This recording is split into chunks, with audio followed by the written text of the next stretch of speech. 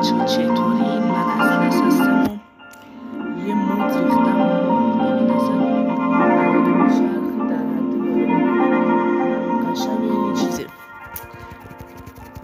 این خطای دیده.